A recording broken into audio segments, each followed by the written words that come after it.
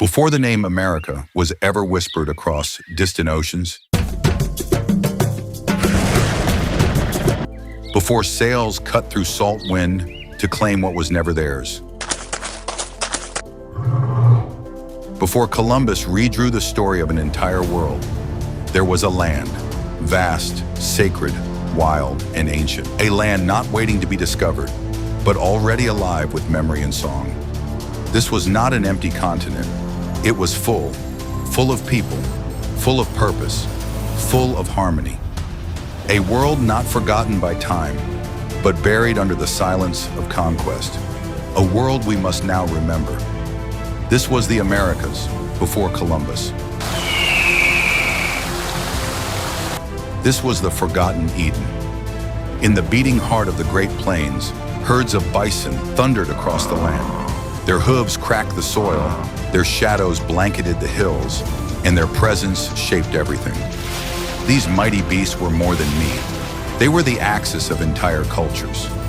The Lakota, Cheyenne, and Arapaho moved with the herds, following their migration as faithfully as the sun. When a bison was taken, nothing was wasted. Its hide became shelter.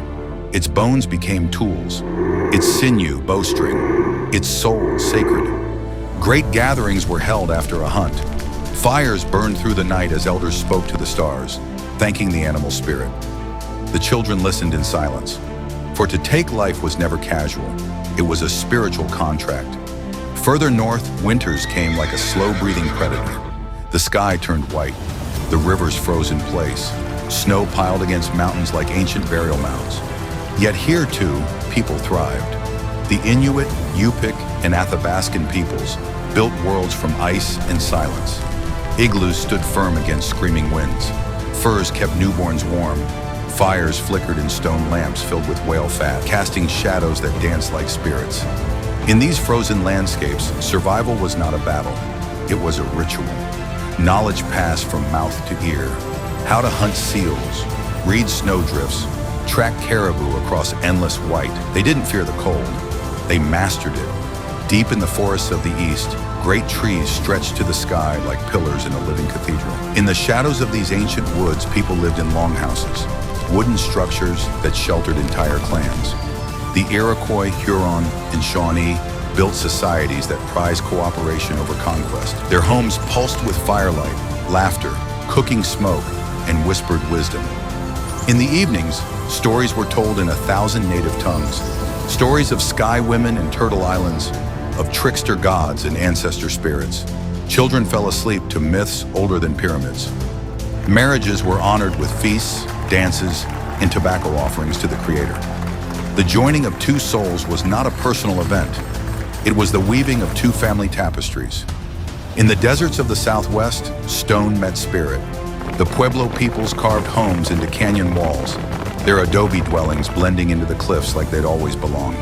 Some communities lived in caves that opened into the sky like ancient amphitheaters. These were not primitive huts. They were masterworks of architecture, aligned with solstices and equinoxes.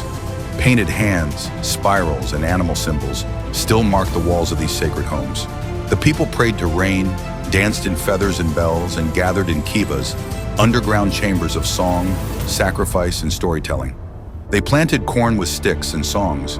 They watched the moon, tracked the stars, and sang to the sun. The jungles of the south were alive with music.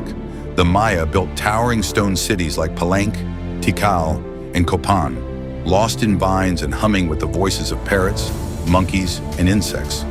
These were cities of gods and kings. Temples rose to the heavens, their staircases carved with serpents and stars. The Maya measured time in cycles that spanned thousands of years. They played the sacred ball game in stone courts, where warriors used only hips and shoulders to move a heavy rubber ball. This was no sport, it was myth in motion, a reenactment of creation and destruction, played for honor and sometimes paid in blood. Further west, the Aztecs built Tenochtitlan, an island city floating on a lake, with canals instead of streets and gardens floating on water.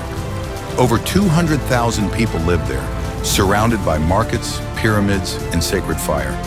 When a child was born, their name was whispered to the gods in Nahuatl. When someone died, their body was wrapped in white cloth and burned with corn, jade, and obsidian.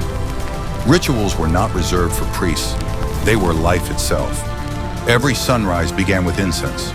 Every battle ended in prayer. Every death was a doorway.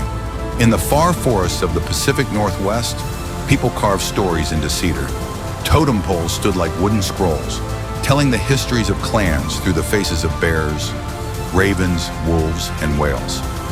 Massive longhouses, strong as ships, housed generations under a single roof. Ceremonial feasts called potlatches were held to give, not take. The more you gave away, the richer you became. Wealth was measured not in gold, but in generosity. The rivers ran full of salmon, and the people thanked them each year with dances, offerings, and painted stones dropped into the current. The weather was not background, it was a living force. In the Great Plains, lightning split the sky in perfect lines. Storms rolled across the grasslands like cavalry. People saw these storms as beings, feathered thunderbirds with wings of rain and talons of wind. When the clouds gathered, the drums answered them. Rain was not feared, it was called. In the jungles, the heavens opened in daily rhythms. The land turned to mist. The rivers rose and life exploded from the soil. In the mountains, snow fell in silence, wrapping the land in a white ritual of rest. The seasons weren't obstacles.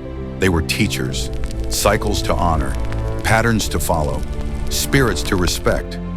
Language was a living ocean. The people of the Americas spoke over 1,000 different tongues, some sharp and guttural, others smooth and poetic. In many, the word for land was the same as mother. In others, there was no word for own, only words for share. Language wasn't just how people spoke, it was how they remembered.